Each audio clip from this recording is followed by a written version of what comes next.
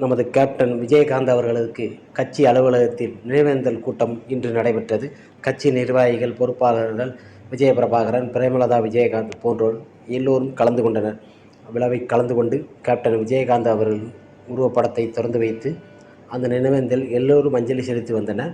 அதுபோல் கட்சி நிர்வாகிகள் மற்றும் பலரும் கலந்து கொண்டனர்.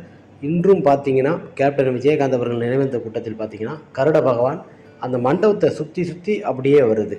கேப்டன் விஜயகாந்த் அவர்களுக்கு இறந்த போதும் வந்தது. அதற்கு அடுத்து பார்த்தீங்கன்னா இன்று அவர் நினைவேந்தல் கூட்டம் மக்கள்கள், அவர் கட்சி நிர்வாகிகள், தொண்டர்கள், கூட பழகின நண்பர்கள் எல்லோருமே இருக்கிறனர்.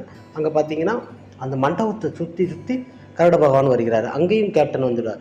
கேப்டன் நம்மை விட்டு எங்கேயும் போவதில்லை, நீங்கா நினைவில் இருக்கும் நமது புரட்சி கலைஞர் விஜயகாந்த் அவர் புகழ் என்றுமே நிலைத்திருக்கும். கேப்டன் விஜயகாந்த் அவர்கள் தெய்வமாக நம்முடன் தான் இருக்கிறார். இன்று நினைவேந்தல் கூட்டம் கோயம்பேட்டில் கட்சி அலுவலகத்தில் கேப்டன் விஜயகாந்த் அவர் மனைவி பிரேமலதா அவர்களும் மற்றும் கட்சி நிர்வாகிகளும் இன்று கலந்து கொண்டுள்ளனர்.